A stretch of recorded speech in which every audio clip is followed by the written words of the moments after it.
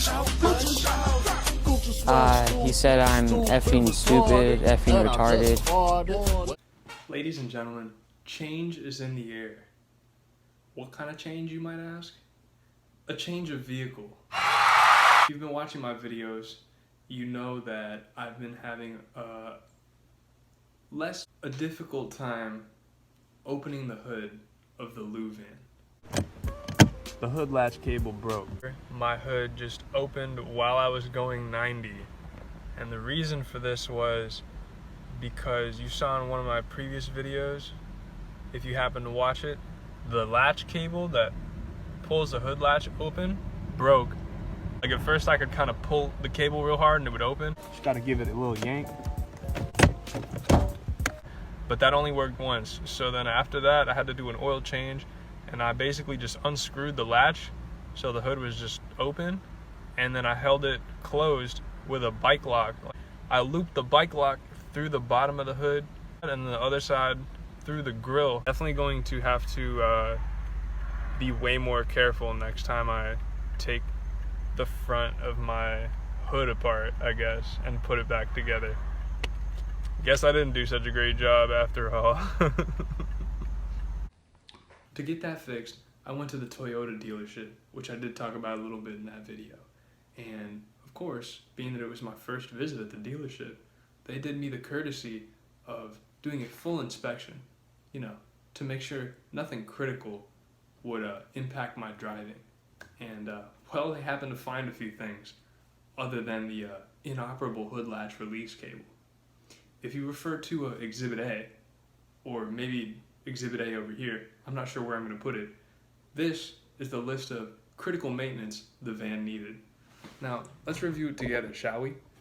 So if we take a look here, first of all, the exhaust bolts and heat shield, that's just a couple bolts and brackets kind of rusted off, and where the heat shields used to be underneath the van, which a heat shield's just a piece of metal kind of protecting the exhaust pipes and other components from moisture and whatever might rust the exhaust, I guess.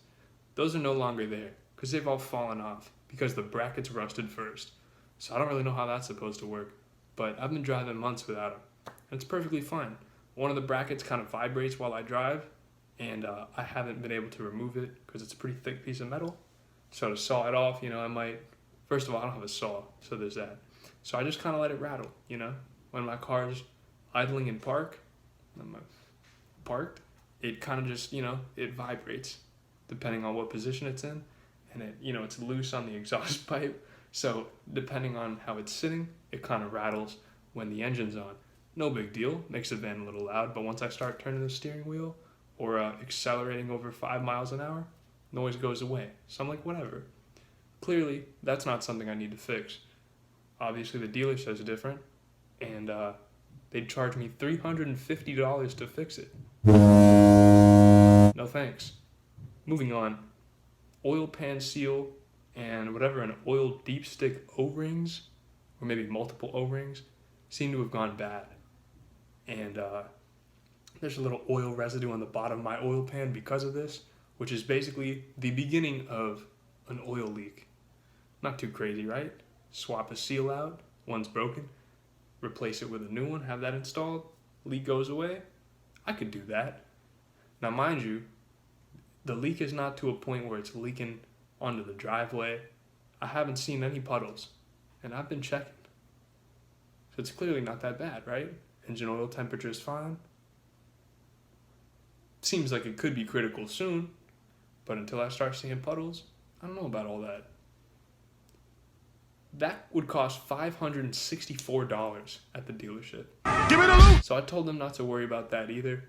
I'll take my chances. Keep an eye on the, the future puddles, which I may or may not see anytime soon if I keep driving this vehicle. Chances are I probably will. But moving on. They think I need new tires. I've had my current tires for about, take a rough guess of 4,000 miles. They still have quite a bit of tread on them. The people said at the dealer they think they're like half done. Whatever. I'll take my chances once again. Those are some pretty nice tires. I showed those to you in another video. I might post that on the screen. I might not. Next up is that hood latch cable, which I would certainly love to fix, and I would have had fixed that day if it didn't cost $666 and change. 666 is the devil's number. I'm a Christian man, God-fearing man, so I can't do anything satanic. And that's why I did not get that fixed, even though that's exactly why I sat at the dealership for 3 hours and paid a hefty diagnostic fee of over $100. And that fee gets lumped into all your service you have done, if you choose to have some. But being that all that service I just mentioned, and what looks like would have been a $10.50 oil change, which looking back, I should have done that because I do need an oil change right about now. I didn't get that diagnostic feedback because I didn't buy any service. So not only did I go there and spend 3 hours to learn all this, I paid $180 plus $10 for the sandwich because you know I got hungry. And yeah, I need to raise some money to fix this van if I want to keep driving it. Because that's just enough to make me not want to roll the dice on driving it. Now, the only issue with that is that's just out of my budget for the Lou van. As a matter of fact, if you refer to the subtotal of all this service, you'll see that at the dealer it would have cost a $25.07, which I happen to recall is about the same amount of money I was offered for the vehicle last time I had someone interested in buying it. Whether or not I disclosed that it needed any of this maintenance, that escapes me. But regardless, I'd rather sell the car for that amount of money and then maybe take that money and put it into another car or something else. Maybe I want to be a pedestrian for a little while. Probably not. But I haven't paid the van off yet. I am financing from a used car dealer, and I may or may not owe up to a couple grand remaining. So can't sell it anytime soon. Well, I can't sell it until I pay it off, which won't be anytime soon. So it's time for a new Lou car, baby. Now, tomorrow, I'm jumping on a plane to go back to a place we all know and love. Well, to go back to a place you probably know and might love if you've been watching my channel. If you're one of my 50 or so subscribers, okay, that's a lot more people than I thought it was, but at least 10 to 20 of you watching are probably from where I'm from, Ithaca, New York, which is where I've been keeping a beautiful 2002 Infiniti I35. Now I know what you're saying. Lou, that's a car. You don't drive cars.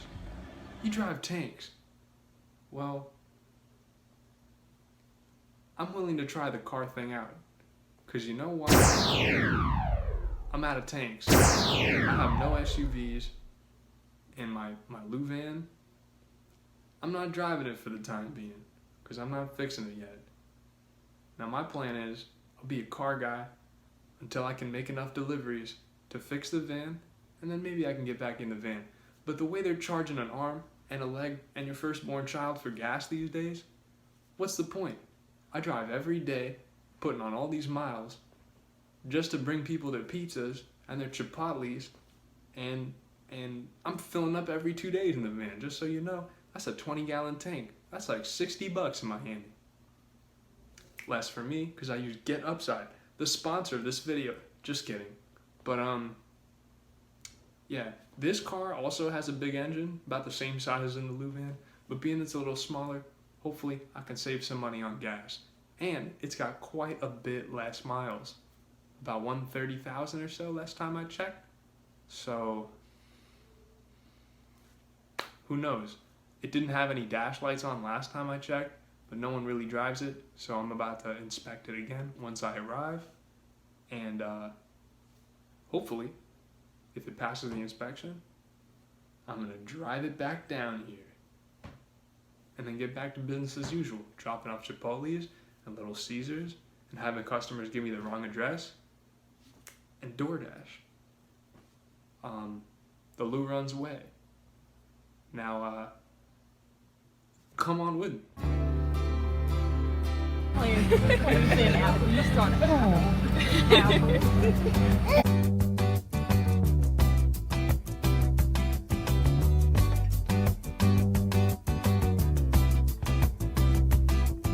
Sometimes late when things are real and people share the gift of gab between themselves. We'll have a few more. You can grab those yourself because she's so gentle. The transition to, if you can put 2 and 2 together, the part of the video you've been waiting for. Here we go.